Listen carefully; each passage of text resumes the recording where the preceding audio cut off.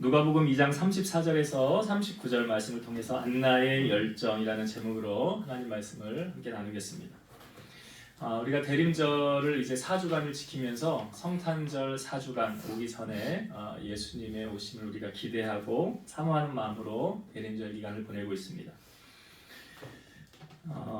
아마도 이번에 돌아오는 성탄절은 예전에 지냈던 성탄절보다 조금 더 빨리 시간이 돌아오지 않았나라는 생각이 저 개인적으로는 들더라고요. 왜 그런 생각이 들었을까 생각을 해보니까 여러분, 시간은 어떻게 간다고 합니까? 나이에 비례해서 간다고 그러잖아요. 네, 나이에 비례해서. 그러니까 60대이신 분들은 60km로 간다고 그러고요. 70대는 70km로. 학생들이 잘 시간이 안 가는 이유는 시속 10km로 달리기 때문에 시간이 잘 안 가는 것입니다. 그러니까 작년 크리스마스에 비해서 여러분 인지하실지 모르겠지만 1km 더 빨리 지금 달리고 있다는 사실이죠. 모세는 시편에 보면 유일하게 시편 90편을 모세가 기록하였는데요. 거기 시편 90편 10절에 보면 우리의 연수가 70이요 강건하면 80이라도 그 연수의 자랑은 수고와 슬픔뿐이요 신속히 가니 우리가 날아가나이다. 얼마나 빨리 가면 날아간다라는 표현을 했을까요? 사실 모세가 하나님께로부터 쓰임받기 시작한 것은 80세부터 쓰임받았죠. 80세부터 출애굽하여서 광야 40년을 인도하여 120세까지 모세는 쓰임을 받았습니다. 이런 모세조차도 시간이 너무 빨리 가서 우리가 날아간다라고 말을 합니다. 젊은 사람들은 잘 시간에 관해서 잘 안 간다고 생각할지 모르겠지만 연세 있으신 분들에게 한번 여쭤보십시오. 시간이 어떻게 갑니까? 라고 하면 너무 빨리 간다라는 표현들을 하더라고요. 아마 이번 성탄절이 좀 빠르게 다가왔던 이유 중에 한 가지는 저만 그런 것이 아니라 여러분들도 그런 마음이 느끼셨을지 모르겠는데 제가 아마 여러분들에게 미션을 드렸기 때문이 아닌가라는 생각이 들어요. 우리 이번에 성탄절은 우리 교우들이 함께 다 같이 예수님의 탄생을 축하하면 좋겠다 싶어서 여러분들에게 찬양으로 아기 예수님께 올려드리면 좋겠다. 그런 하나님 감동을 주셔서 저는 순종하는 마음으로 여러분들에게 이제 하게 된 거죠. 10월 27일에 그 한국교회 연합 집회가 있었죠, 서울에서. 여러분 가장 기억에 남는 게 뭡니까? 그 집회를 통해서 어떤 게 가장 기억이 남으세요? 두 분의 목사님이 설교한 거, 또 통성기도한 거, 물론 여러 가지가 있지만 저 개인적으로는 저에게 가장 기억에 남는 건 뭐냐면 연합 성가대의 찬양이었어요. 1000명이 되는 그분들의 찬양의 길을 만드시는 주라는 찬양이 있죠.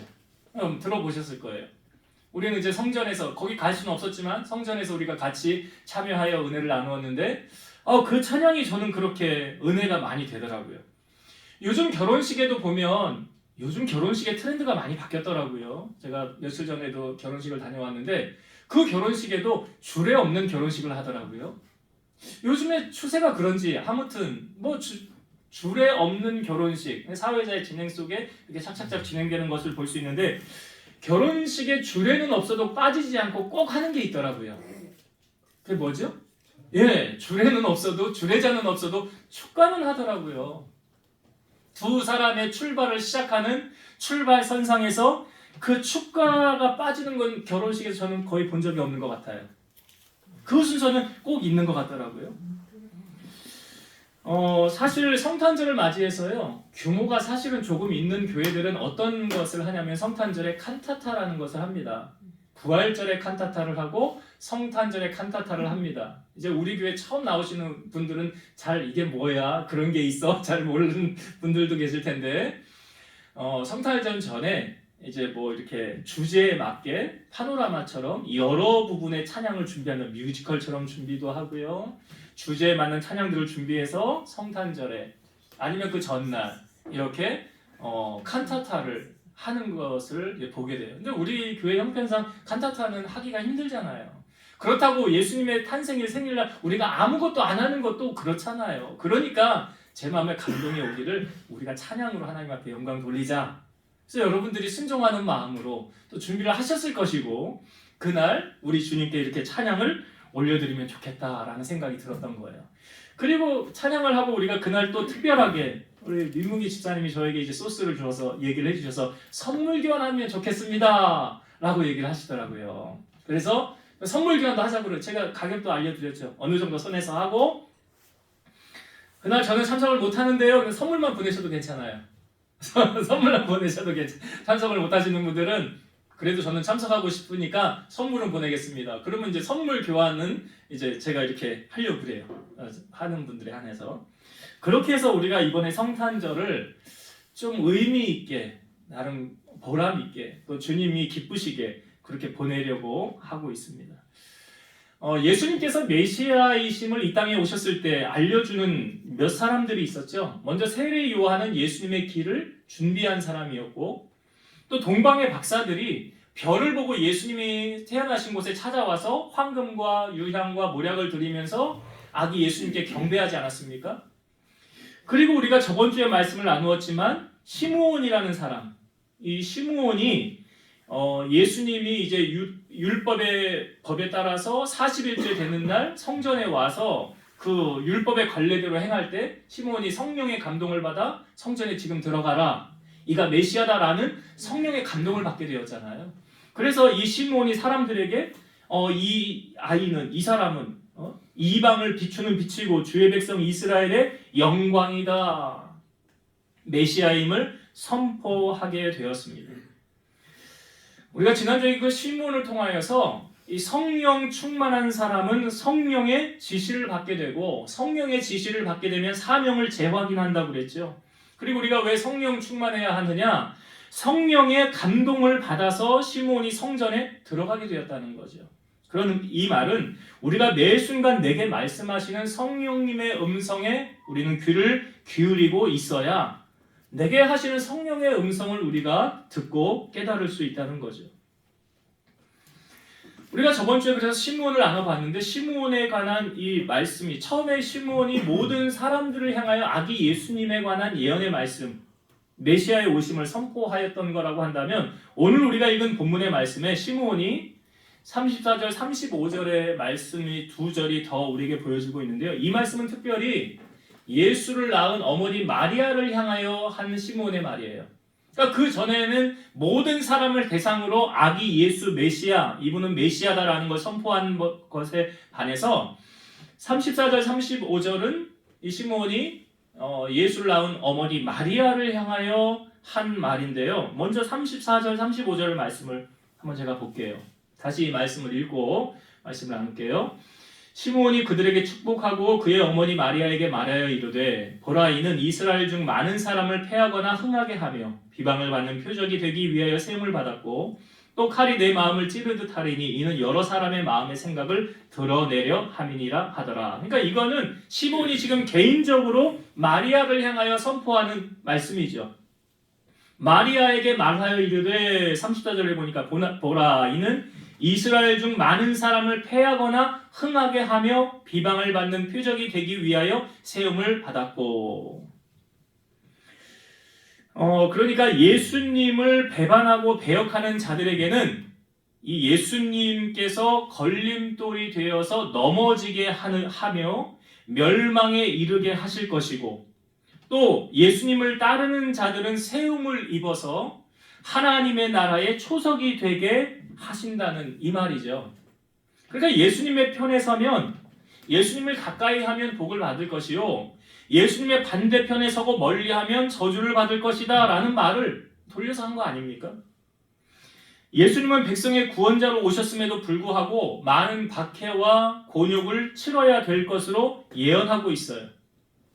이사야 53장 5절에 보면, 그가 찔림은 우리의 허물 때문이요 그가 상함은 우리의 죄악 때문이라. 그가 징계를 받음으로 우리는 평화를 누리고 그가 채찍에 맞음으로 우리는 나음을 받았도다. 그러니까 예수님 오셨을 때 모든 사람을 다 예수님을 따르고 옹호하고 예수님의 추종자 편에 섰던 게 아니었죠. 그 당시에 실제적인 권력을 잡았던 서기관 바리새인들은 오히려 예수님을 향하여 대항했잖아요.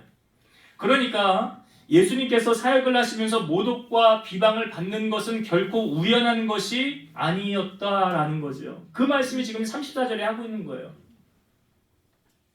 그리고 35절에 보면 칼이 내 마음을 찌르듯 하리니, 여기서 이 칼은요 헬라어로 롬파이어라는 큰 칼, 대검을 말하는 거예요. 마리아는 사실 예수님을 잉태하였을 때요, 여인 중에 내가 복이 있도다 라고 누가복음 1장 42절에 말하고 있어요. 그런데 여기 35절에 보면 이 말씀은 여기서의 마리아는 슬픔의 어머니로 표현을 하고 있습니다.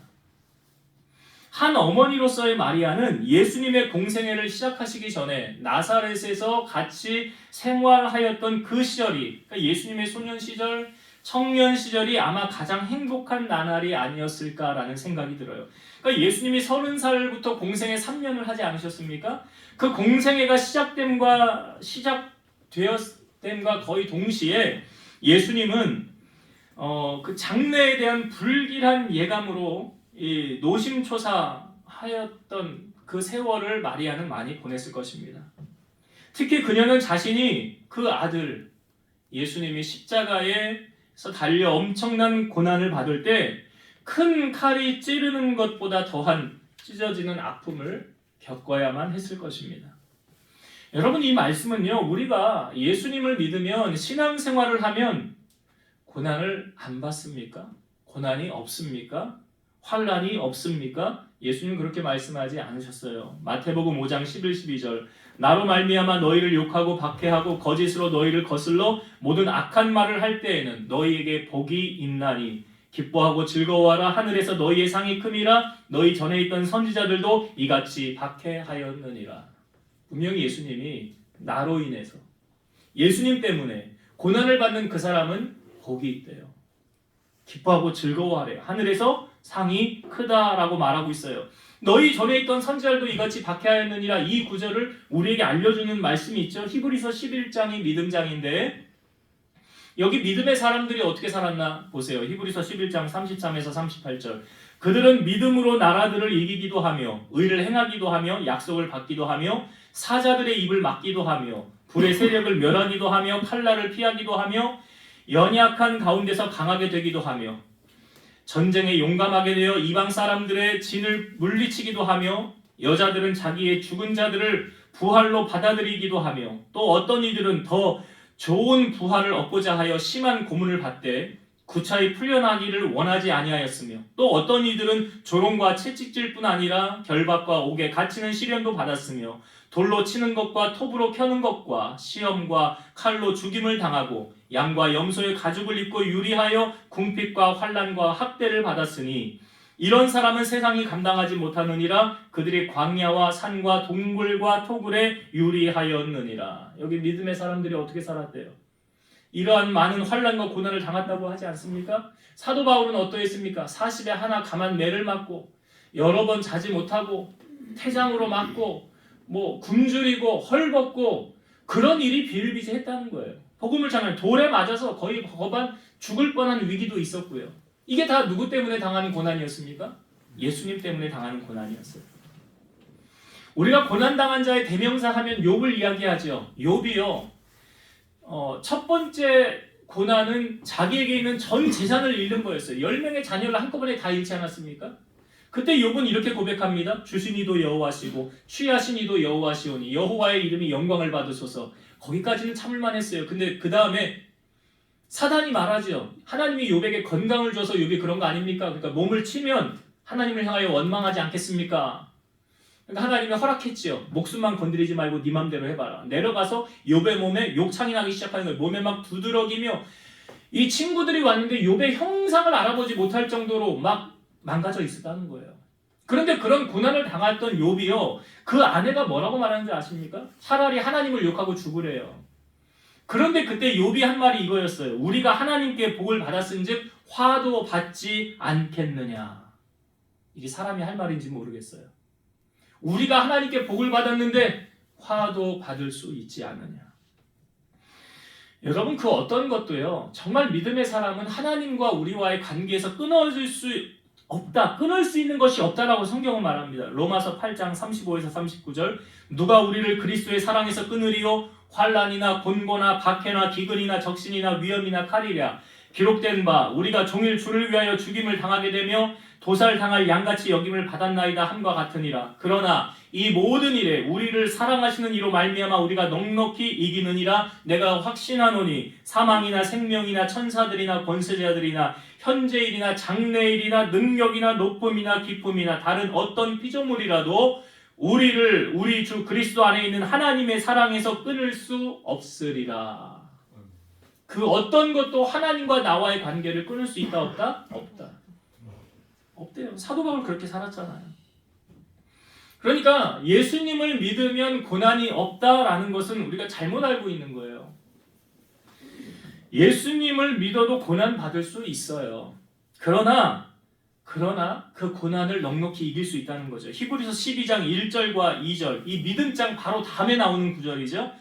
이러므로 우리에게 구름같이 둘러싼 허다한 증인들이 있으니 모든 무거운 것과 얽매이기 쉬운 죄를 벗어버리고 인내로서 우리 앞에 당한 경주를 하며 믿음의 주여 또 온전하게 하시는 이인 예수를 바라보자. 그는 그 앞에 있는 기쁨을 위하여 십자가를 참으사 부끄러움을 개의치 아니하시더니 하나님 보좌 우편에 앉으셨느니라. 우리에게 구름같이 둘러싼 허다한 증인들 누굴 말합니까? 예수님을 위해서 순교당하고 목숨을 잃고 고난당하고 어려움에 있는 자들, 그런 자들. 베드로전서 4장 12, 13절 사랑하는 자들아 너희를 연단하려고 오는 불시험을 이상한 일을 당하는 것 같이 이상히 여기지 말고 오히려 너희가 그리스도의 고난에 참여하는 것으로 즐거워하라. 이는 그의 영광을 나타내실 때에 너희로 즐거워하고 기뻐하게 하려 함이라. 예수님의 고난에 동참하는 것으로 뭐 하래요? 즐거워하라. 하늘에서 너희의 상이 큼이라. 여기 말씀에 보면 여러 사람의 35절에 여러 사람의 마음의 생각을 드러내려 함이라 라고 표현되어져 있잖아요. 이게 뭐냐면 그 사람의 믿음이 진짜인지 가짜인지 그게 다 드러난다는 거예요. 하나님을 믿고 하나님의 뜻대로 행한다고 하는 자들의 위선과 행위가 드러나지 않고 숨겨져 있었지만 이제는 예수님을 통해서 그 모든 감춰져 있던 사실들이 드러나게 된다는 거죠. 마태복음 10장 26절 그런즉 그들을 두려워하지 말라. 감추인 것이 드러나지 않을 것이 없고 숨은 것이 알려지지 않을 것이 없느니라. 그래서 그 다음에 예수님이 이렇게 말씀하셨어요. 누구든지 사람 앞에서 나를 시인하면 나도 하늘에 계신 내 아버지 앞에서 그를 시인할 것이요. 누구든지 사람 앞에서 나를 부인하면 나도 하늘에 계신 내 아버지 앞에서 그를 부인하리라.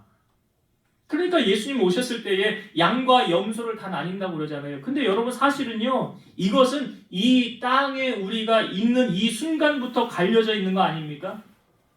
이미 예수님이 이 땅에 오셨잖아요. 지금 의인의 삶을 사는 사람은 예수님이 오셨을 때에도 예수님의 의인의 편에 설 것이고, 지금 악인의 삶을 사는 사람은 예수님이 오셨을 때 당연히 악인의 자리로 가게 되는 거 아닙니까? 그러니까 지금 어떻게 사느냐가 중요한 것이지 나중에 잘 믿을게요는 주님 앞에 통하지 않는다는 말이에요. 그래서 성경은 지금은 은혜 받을 만한 때요, 지금은 구원의 날이로다, 지금으로 표현하고 있어요. 지금 현재를 말하는 거예요. 그래서 시므온이 마리아를 통하여 예수님의 이 앞으로 되어질 일들을 예견한 말씀이 34절, 35절에 우리에게 기록하고 있고요. 그 다음 우리가 이제 36절부터 나누려는 말씀은 이제 안나에 관한 말씀이죠. 안나. 여기에 아셀 지파 바누엘의 딸 안나 이렇게 소개하는데요. 사실 여기 바누엘이라는 것은 이 히브리 말로 하면 브니엘이거든요. 브니엘 어디서 들어보셨습니까? 브니엘. 창세기에 보면 그 요셉이 그 고향으로 돌아가기 전에 이 에서가 400명을 이끌고 돌아온다고 하니까 불안해서 초조해서 야복 강가에서 하나님의 천사와 씨름하잖아요. 그때 야곱이 안 놓아주니까 나를 놓아라 하면서 이 환도뼈를 치니까 다리를 절면서까지 놓지 않으니까 너의 이름을 이제 야곱이 아니라 이스라엘로 바꿔주었죠. 그리고 그곳의 이름을 야곱이 뭐라고 졌냐면 브니엘이라 라고 졌어요. 브니엘이라. 브니엘이라는 이름의 뜻이 뭐냐면 하나님의 얼굴이라는 뜻이에요. 거기서 브니엘이라는 이름이 처음 나오거든요. 그러니까 천사와 씨름해서 야곱이 이겼다. 져준 거죠. 사실은 하나님이 져준 건데. 그래서 브니엘이라는 이름이 여기서 나오는 거고요. 여기 바누엘의 딸 안나라고 했잖아요. 이 안나, 히브리 말로는 한나예요. 한나. 한나 하면 여러분 누구 생각나죠? 사무엘을 낳은 어머니잖아요. 그런 의미를 담고 있는 거예요. 근데 이 안나라는 사람이 오늘 성경에 보니까 결혼을 했죠. 7년 동안 남편과 함께 살았대요. 그리고 나서 과부가 되었는데 84세를 지냈어요. 제가 나이를 한번 생각해 봤어요. 보통 유대인들이 이 결혼 좋은 풍습이 14세 전후로 결혼을 한다고 가정을 했을 때에 14세에 결혼을 해서 7년 동안 결혼 생활을 했어요. 그럼 21살이 된 거죠.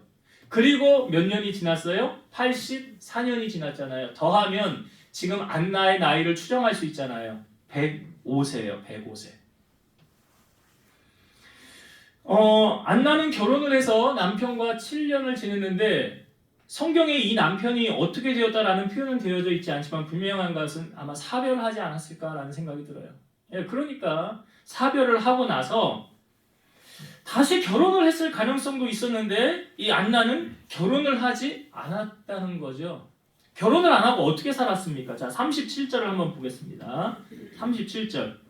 과부가 되고 84세가 되었더라. 이 사람이 성전을 떠나지 아니하고 주야로 금식하며 기도함으로 섬기더니. 과부가 되었어요. 남편을 잃었어요. 결혼생활 7년 만에. 그리고 나서 세월이 몇 년이 지났습니까? 84년이 지났어요. 84년을 어떻게 살아왔다라고 표현하고 있습니까? 성전을 떠나지 않고 주야로 밤낮으로 금식하며 기도하였더라. 이게 이런 거죠. 그 마음을 이제 누구에게 고정한 거예요? 하나님께 고정한 거죠. 육신의 남편에게 마음을 두지 않고 신랑 되신 예수님에게 마음을 두었더라. 그래서 성전을 떠나지 않고 기도하며 금식하며 그런 세월을 보내왔더라. 여러분 이거 누가 시켜서 가능할까요? 시킨다고 이렇게 하겠습니까? 절대로 못합니다. 시킨다고 할 수 있는 게 아니에요. 이건요 열정 없이 불가능한 거예요. 사명 없이는 안 되는 사건이에요. 안 되는 일이에요. 한기채 목사님이 쓴 습관 신앙을 말하다 라는 책이 있는데 여기에서 발췌한 부분, 이 부분을 제가 좀 읽어드릴게요. 오늘 말씀하고 좀 연관이 있어서. 오늘날 한국 기독교는 교인 수는 많고 교회 건물도 크고 아름다워졌습니다. 좋은 프로그램도 많아졌습니다. 원하기만 하면 인터넷에서 최고의 설교를 언제든지 들을 수 있으니 지금처럼 하나님의 말씀이 풍성한 때도 없을 것입니다. 그런데 많은 것이 좋아진 것 같지만 과거에 비해 모자란 것이 보입니다. 바로 열정입니다. 좋은 조건과 환경에서 신앙생활을 하면서도 아이러니하게 열정은 상실한 것입니다. 열정의 부족은 믿음의 조상들이 가졌던 신앙을 껍데기로 만들어 버렸습니다. 과거 부모님 세대만 해도 모든 것이 부족하고 미흡했지만 모이기에 힘썼습니다. 주중에는 내내 새벽 기도회에 가고 철야 기도로 한 주를 마무리했습니다. 주일에는 종일 교회에서 보내다가 저녁 예배까지 드리고 귀가했습니다. 수요 예배를 드리고 정기적으로 구역 예배를 드렸습니다. 더 큰 은혜를 사모하며 기도원 집회와 부흥회 등에 참석하였습니다. 요즘에는 어떻습니까? 주일 예배도 편하게 온라인으로 드리겠다고 합니다. 예배에 우선순위를 두지 않는 이유는 하나님이 아닌 내가 중심이 되었기 때문입니다. 주님을 처음 만났을 때의 첫사랑을 회복합시다. 다시 처음으로 차갑게 식은 가슴에 불을 붙이고 거룩한 영적 습관을 회복합시다. 여러분 이 말에 동감하십니까? 예전부터 모태신앙부터 어머니 뱃속에서부터 신앙생활을 해왔던 부분들은 다 알 거예요. 다니엘 기도회 때 여러분들이 많이 나왔지만 우리가 시간이 지나면 좀 잊혀지기도 하지만 권호중 집사님이 그 하나님을 만난 이야기, 자기가 하나님을 체험했던 이야기를 하지 않습니까? 그 세상 속에서 살고 있었지만 세상 속의 유혹과 쾌락을 쫓지 않고 구별된 자로 하나님과 동행하려고 어떻게 산대요? 말씀을 묵상하고 읽는다고 그러고 기도를 하루에 몇 시간 한다고 그러고 그렇게 살아가니까 하나님이 그를 만나 주셨더라 라고 고백하잖아요. 하나님은 살아계시기 때문에 사는 자를 만나 주신다는 거죠. 지금 안나의 삶이 그런 거 아닙니까? 그가 그렇게 살아왔기에 예수님을 만난 거 아닙니까? 38절에 보니까 마침 이때에 나와서 하나님께 감사하고 예루살렘의 속량을 바라는 모든 사람에게 그에 대하여 말하니라. 이 아기 예수를 바라보고 이가 메시아인 것을 알았다는 거죠. 그리고 그가 메시아임을 선포했다는 거예요. 제가 한 가지 성경을 읽으면서 궁금증이 왔어요. 이 안나가 남편을 잃고 84년 동안 어떻게 살았다고 성경이 말합니까? 금식하고 성전을 떠나지 않고 기도하며 섬겼더라. 한 가지 의문이 들었어요. 그럼 어떻게 먹고 살았지? 경제적인 것은 어떻게 해결했을까? 물려받은 재산이 많았을까? 누가 계속 도와줬을까? 성경에 전혀 그런 것이 기록되어져 있지 않아요. 그렇죠? 근데 제가 설교를 준비하면서 이 말씀에 답이 있더라고요. 마태복음 6장 30절에서 32절. 오늘 있다가 내일 아궁이에 던져지는 들풀도 하나님이 이렇게 입히시거든 하물며 너희일까 보냐? 믿음이 작은 자들아. 그러므로 염려하여 이르기를 무엇을 먹을까? 무엇을 마실까? 무엇을 입을까? 하지 말라. 이는 다 이방인들이 구하는 것이라. 너희 하늘 아버지께서 이 모든 것이 너희에게 있어야 할 줄을 아시느니라. 이게 이런 거예요. 하나님의 자녀는 누가 책임진대요? 그러니까 무엇을 입을까 먹을까 마실까는 누가 염려하는 거래요? 이방인들. 이방인들이잖아요. 여기 보니까. 그건 하나님의 자녀 아니에요. 그럼 하나님의 자녀는 누가 책임진다고요? 하나님이. 그런데 하나님이 책임지기 위해서는 우리가 하여야 할 것이 있어요. 전제 조건이 있어요. 이게 여러분들이 너무나 잘 아는 마태복음 6장 33절 말씀이에요.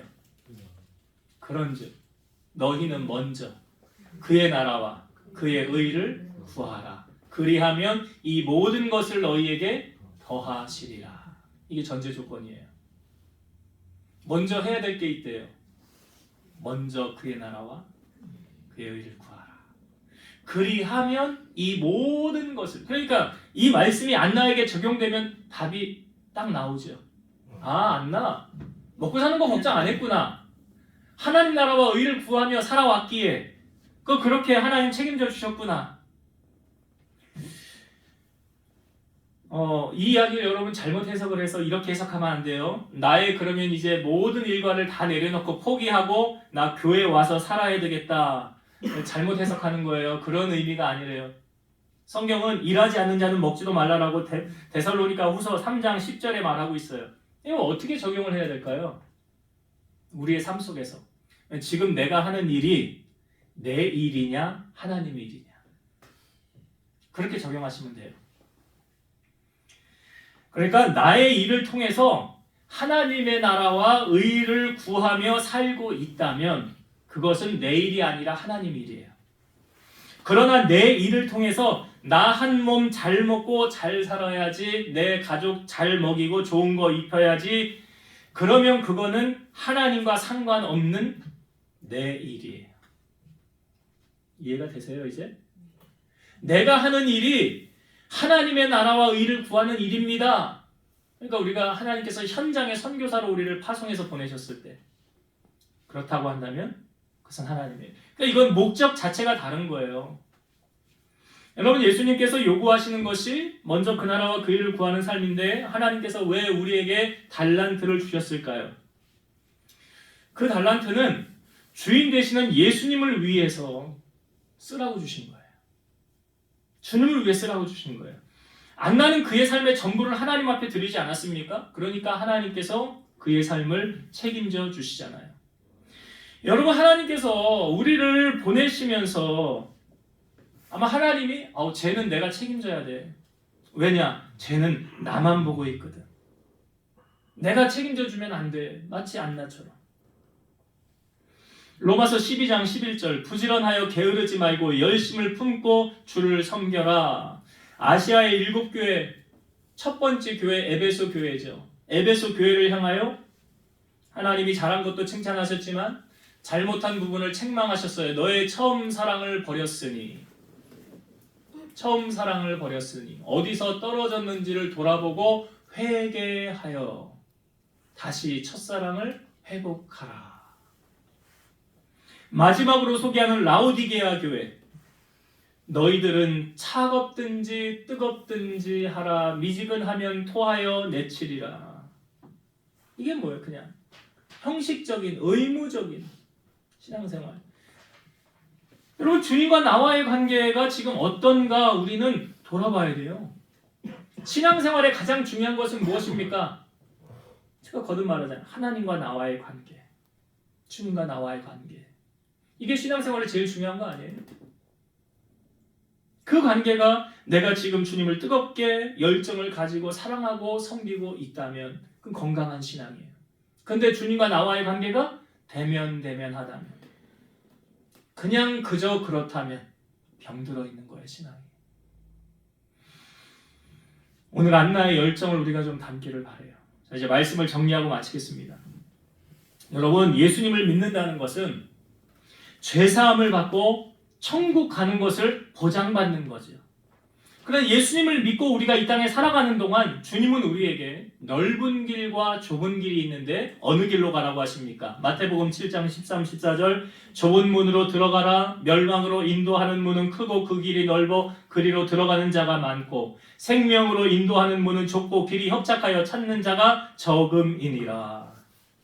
그러니까 좁은 길로 가다 보면 힘들 수 있어요. 어려울 수 있어요. 고난당할 수 있어요. 그러나 그 길이 내가 혼자 걷는 것이 아니라 주님이 나와 함께 하고 계신다는 사실. 그 길 속에서 우리는 진정으로 주님의 위로를 받기를 원해요. 나로 말미암아 환난을 당하는 자 기뻐하고 즐거우라. 하늘에서 너희의 상이 큼이라. 천국의 상급을 쌓고 있는 사도 바울의 삶.